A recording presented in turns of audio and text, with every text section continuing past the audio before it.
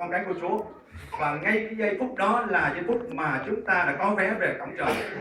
Tên của chúng ta đã được viết vào sổ sự sống của Đức Chúa Trời. Và Chúa nói là không ai, không có ma quỷ, không có thiên sứ, không có quỷ sứ, không có bất cứ con người nào, ngay cả chính chúng ta cũng không thể đem chúng ta ra khỏi thiên đàng. Không ai có thể đem chúng ta vào địa ngục được. Và Chúa đã xác chứng điều đó cho đời sống ta. Và Chúa Giêsu nói rằng Cha đã ban cho ta chiên ấy, không ai có thể cướp chiên ấy khỏi tay ta. Không ai có nghĩa là không bất cứ một người nào cả, bởi vì chúng ta ở trong cái tay của Chúa rồi.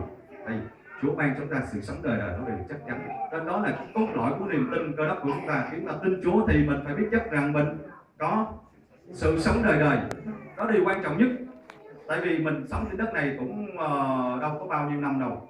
Đó là điều thực tế nhất trong đời sống, có nghĩa là ai cũng sẽ phải chết.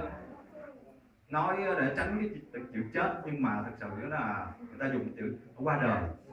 Nhưng mà qua đời hay là viên tịch hay là đi bán muối hay là gì đó thì cũng gọi là chết. Mà chết là chết, thân thể này ai cũng phải chết cả. Cho dù người sống lâu lắm thì cuối cùng cũng phải chết thôi. Nhưng mà chết thì đi về đâu đó một câu hỏi rất là lớn. Nhưng mà chúng ta đây, chúng ta đã có câu trả lời là chết chúng ta sẽ đi về đâu? Thiên đàng. Có điều chắc chắn chúng ta phải xác quyết lại cái niềm tin này của mình cho Chúa. Cái điều đó rất là quan trọng. Amen.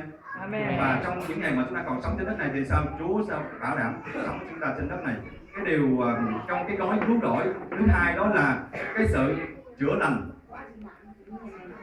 Nhiều người họ tin là Chúa đã ban cho họ sự cứu rỗi, là cái điều mà coi như là rất là khó luôn. Từ đất mà chúng ta bay lên trên trời là điều rất là khó, đúng không?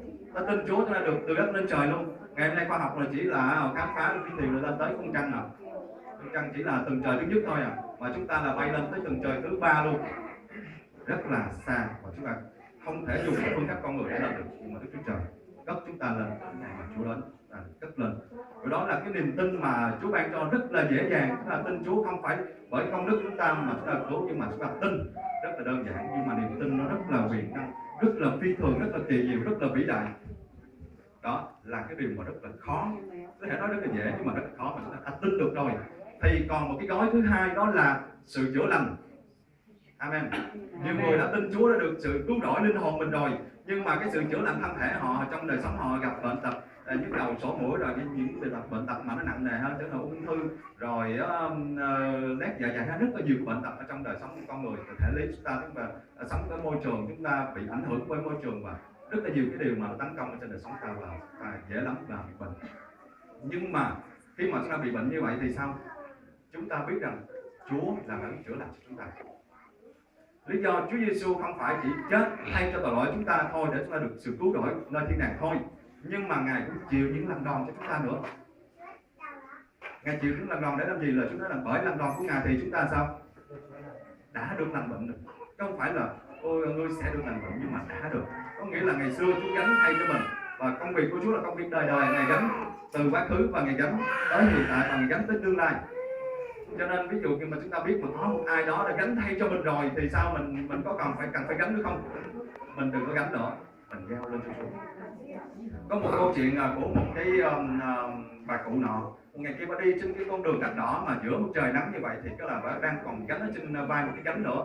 Thế thì có một cái anh chạy xe ba gác, một cái xe tải chạy qua, thì anh thấy bà này đi trên đường rất là tội, một cái gánh giữa trưa nắng như vậy, thì anh nói là bác ơi, bác lên xe con chở bác đi. Cái thì bác này đồng ý mà lên xe cái chở. Cái thì anh này chở một đoạn, cái mà nhìn lại phía sau ở trên cái kính chiếu hậu anh thấy bác này vẫn còn gánh cái gánh trên vai. Thế anh mới ngạc nhiên, cái anh dừng lại, anh nói ủa bác ơi, con chở bác trên xe rồi bây giờ